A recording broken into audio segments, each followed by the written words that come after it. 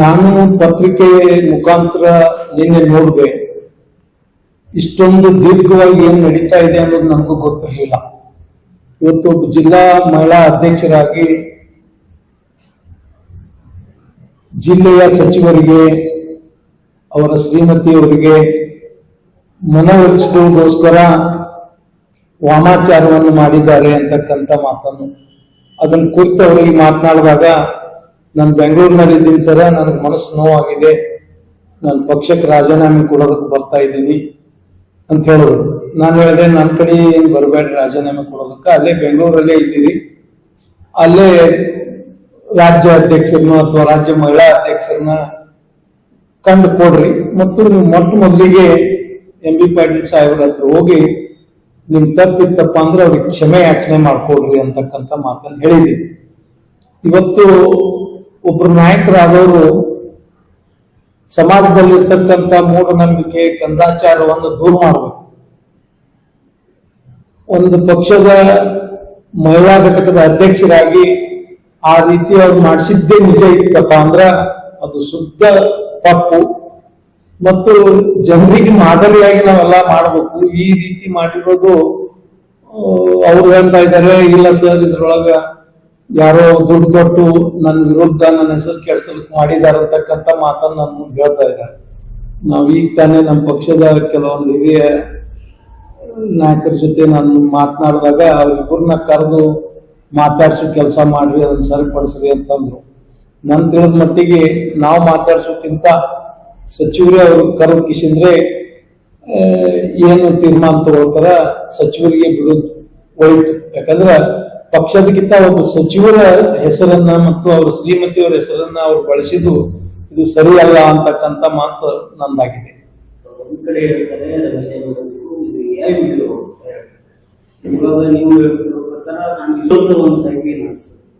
ಇಲ್ಲ, ದ್ವಂದ್ವ ಅನ್ನೋಕ್ಕಿಂತ ನನ್ನ ಮ್ಯಾಲ ಅಪವಾದ ಬಂದದ, ರಾಜೀನಾಮೆ ಕೊಡ್ತೀನಿ ಅಂತ ಹೇಳ್ತಾರ. ಅಪವಾದ ಬಂದೈತಿಪ್ಪ ಅಂದ್ರೆ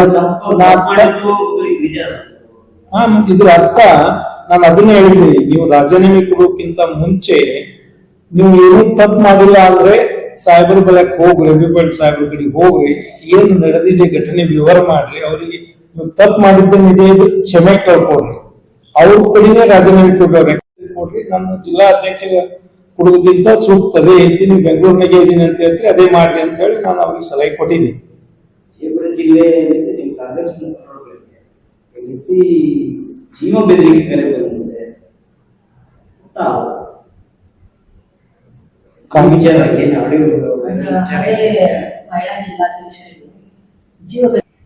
ನನ್ ತಿಳಿದ ಮಟ್ಟಿಗೆ ಮಹಿಳೆಯರು ಇವರಿಗೆ ನಡುವ ನೀವು ಪತ್ರಿಕಾಗೋಷ್ಠಿ ನಡೆದಾಗ ಈ ವಿಷಯ ಪ್ರಸ್ತಾಪಕ್ಕೆ ಬಂದಿತ್ತು. ಹಿಂದಿರ್ತಕ್ಕಂಥ ಮಹಿಳಾ ಅಧ್ಯಕ್ಷರಿಗೂ ಇವತ್ತಿನ ಮಹಿಳಾ ಅಧ್ಯಕ್ಷರಿಗೂ ಹೊಂದಾಣಿಕೆ ಇಲ್ಲ, ನೀವು ಜಿಲ್ಲಾ ಅಧ್ಯಕ್ಷರಾಗಿ ಅದನ್ನ ಸರಿಪಡಿಸೋ ಕೆಲಸ ಏನ್ ಮಾಡಿದೀರಿ ಅಂತ ಹೇಳಿ ನಾನು ತ್ವರಿತವಾಗಿ ಇವರಿಗೂ ಇದೇ ಚೇಂಬರ್ಗೆ ಕರೆದು ನಮ್ಮ ಎಲ್ಲ ಉಪಾಧ್ಯಕ್ಷರ ಜೊತೆ ಉಳ್ಕೊಂಡು ಅವ್ರಿಗೆ ತಿಳಿ ಹೇಳಿದ್ವಿ, ನೀವು ಏನೇ ಮಾಡ್ರಿ ಪಕ್ಷಕ್ಕೆ ಕಪ್ಪು ಚುಕ್ಕಿ ತರ್ತಕ್ಕಂಥ ಕೆಲಸ ಮಾಡಬಾರ್ದು, ನಿಮ್ಮಲ್ಲಿ ಭಿನ್ನಾಭಿಪ್ರಾಯಗಳಿದ್ದಪ್ಪ ಅಂದ್ರೆ 4 ಕೂಡಿ ಮಂದಿ ಇರಬೇಕು, ನಿಮ್ಗೆ ಏನಾದ್ರು ಇದ್ರೆ ನಮ್ಮ ಮುಂದೆ ಹೇಳಿ ನಾವು ಸರಿಪಡಿಸ್ತೇವೆ ಅಂತಕ್ಕಂಥ ಮಾತು ಹೇಳಿದ್ವಿ. ಅವ್ರು ಸಣ್ಣ ಪುಟ್ಟ ವಿಷಯದ ಮೇಲೆ ನನ್ಗೆ ಹಂಗಂದ್ರಿ ಹಿಂಗಂದ್ರಿ ಅಂತಕ್ಕಂಥ ಮಾತೇ ಹೇಳಿದ್ರು ಹೊರತು ಗಂಭೀರ ಆದಂತ ಆರೋಪಗಳು ಇಬ್ರು ಮಾಡಿರ್ಲಿಲ್ಲ. ಅವ್ರ ಮುಂದದು ಅಂದದು ಇವ್ರಿಗೂ ಇದೇ ನನಗನ್ನಿಸ್ತು, ಹೆಣ್ಮಕ್ಳು ಒಂದು ಇದು ಯಾಕೆ ಈ ರೀತಿ ಮಾತಾಡೋಣ, ಇನ್ ಮುಂದೆ ಮಾಡಿ ಸಮಾಧಾನ ಮಾಡಿ ಮುಗಿಸಿದ್ವಿ.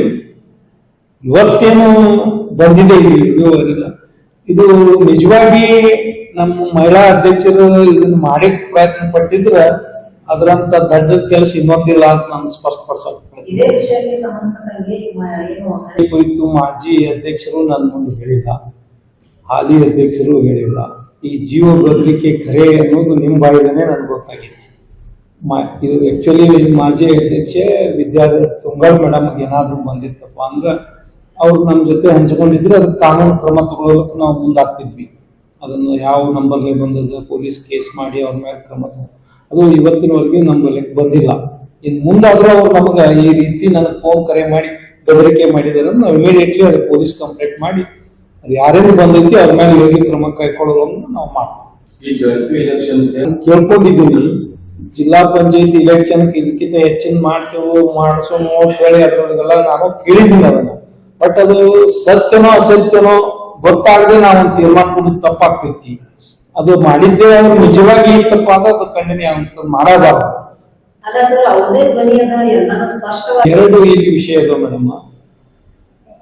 ಇವತ್ತು ವೈರಲ್ ಆಗಿದೆ, ಅವರು ಡೈರೆಕ್ಟ್ ನಾನು ಮಾತಾಡಿದಾಗ ಅದು ಅವ್ರದೇ ವಾಯ್ಸ್ ಅಂತ ಹೇಳಿ ನಾವು ಅದನ್ನ ಹಿನ್ನೆಲೆ ಕೇಳ್ಕೊಂಡಿದ್ದೆವು. ಬಟ್ ಅದು ಹೌದು ಅಲ್ಲ ಅಂತ ಹೇಳಿ ಅವರಿಗೆ ನಾನು ಕೇಳಿದಾಗ ಅದು ಅಲ್ಲ ಅಂತ ಹೇಳ್ತಾ ಇದ್ದಾರೆ, ಅವ್ರು ಅಲ್ಲಿ ಬೆಳೀತಾ ಇದ್ದಾರೆ. ಸಮಾಚಾರದ ಬಗ್ಗೆ ಅದು ಇವ್ರಿಗೆ ಅವ್ರು ದುಡ್ಡು ಕೊಟ್ರ, ಇದ್ರ ಅವ್ರ ಮಾತು ಇವ್ರು ಕೇಳ್ತಾರ, ಅಂದ್ರೆ ಮೊದ್ಲೇ ಭಿನ್ನಾಭಿಪ್ರಾಯಗಳಿದಾವ ಮಾಜಿ ಅಧ್ಯಕ್ಷರು ಮತ್ತು ಅಧ್ಯಕ್ಷರು. ಇಲ್ಲ, ವಾಮಾಚಾರ ಅನ್ನೋದೇ ಅದು ಒಂದು ಮೂಢನಂಬಿಕೆ. ಈಗ ಯಾರಿಗೇ ಮಾಡಿದ್ರು ಇವ್ರು ಮಾತಾಡೋದಕ್ಕ ತಮ್ಮ ತೃಪ್ತಿಗಾಗಿ ನನಗೆ ಇದನ್ನ ಮಾಡಿದ್ರೆ ನಮ್ಗೆ ಸಾಹೇಬ್ರ ಹೆಚ್ಚು ಮಾತಾಡಿಸ್ತಾರ, ನಮ್ ಕೆಲಸ ಮಾಡಿಕೊಡ್ತಾರ ಅಂತಕ್ಕಂತ ಒಂದು ಭಾವನೆ ಐತಿ. ಇವರು ಒಳ್ಳೆಯ ಕೆಲಸಗಳನ್ನ ಸಾಹೇಬ್ರ ಕಡೆ ತಗೊಂಡು ಹೋದ್ರೆ ಅವ್ರು ಮಾಡಿ ಕೊಟ್ಟೆ ಕೊಡ್ತಾರ, ಅದು ವಿಷಯನೇ ಬೇರೆ. ಈ ವಾಮಾಚಾರ ಮಾಡೋದ್ರಿಂದ ಆಗ್ತದೆ ಅನ್ನೋದು ಶುದ್ಧ ಸುಳ್ಳು. ಇದು ಮೊದಲು ನಾನು ಸ್ಪಷ್ಟಪಡಿಸ್ತೀನಿ.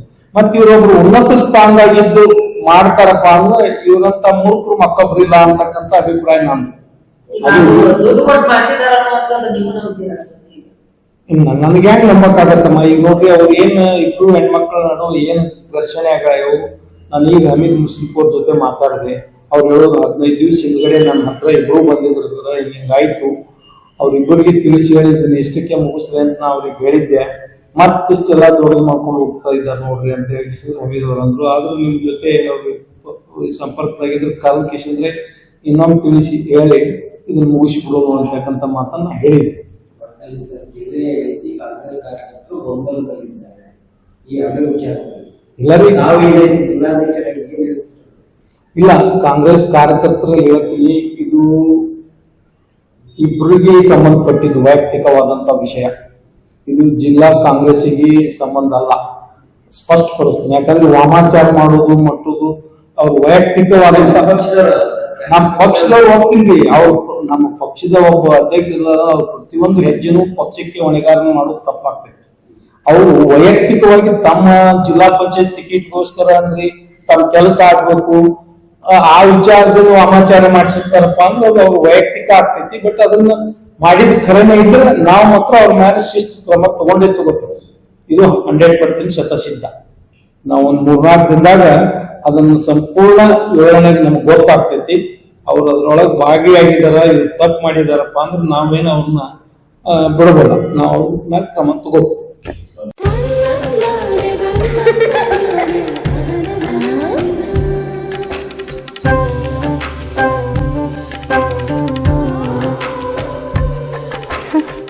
ನನ್ನ ಸುಂದರವಾದ ಪುಟ್ಟಿ,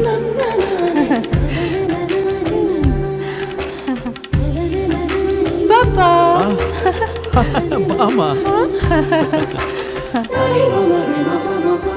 ಇದು ಹಲ್ದಿಗಲ್ವೇ? ಇದು ಮೆಹಂದಿ.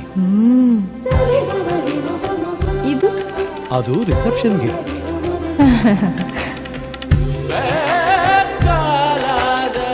ಇದು ಯಾವುದಕ್ಕೆ?